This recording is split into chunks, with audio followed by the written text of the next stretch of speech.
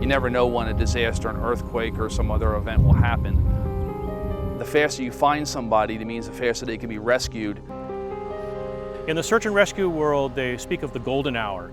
If you find someone within an hour of the incident occurring, the odds of survival are much higher.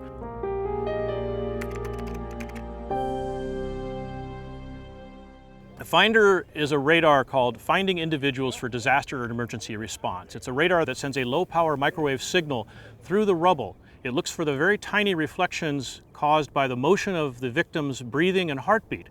We were approached by the NASA Jet Propulsion Lab about some new technologies they had developed and what we thought they could be useful for in the civilian emergency response world. We've been out here testing now for about a year, on and off, improving the project, working with the Virginia Task Force 1 Urban Search and Rescue team. First responders can arrive at a disaster site and can rapidly look at a series of buildings and determine if there are victims in there so that we can rescue them in time.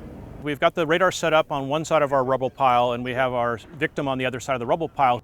The radar sends out a continuous, very low power signal. It's about 1,000th of a watt, which is about 1,000th of what your cell phone puts out. And we look at the reflections coming back. So now the radar is looking through this pile of rubble and we'll collect some data. And we can see the heartbeats that we know that there's somebody there. We can detect that because it changes, whereas the rubble does not move. This allows us to distinguish the reflections from a human from those of an animal, which will have a different heart rate or different respiration. And the rescuers can come in and remove the rubble and rescue the victim.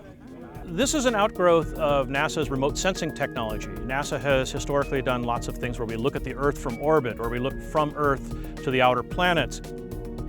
This will help a lot of the smaller teams, the local fire rescue people, such as Moore, Oklahoma, Oklahoma City, or some of the other areas where a tornado comes through, collapses buildings, schools, houses, and the only people there may be an engine crew.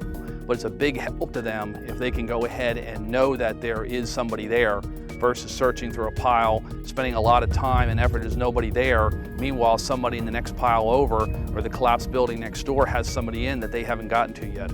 The whole unit itself weighs less than 20 pounds and will be able to be hand carried. It fits in overhead compartments of aircraft. Fits in the trunk of a car. It's very portable. It'll be easy to use. This is probably the greatest advance in the last 30 years.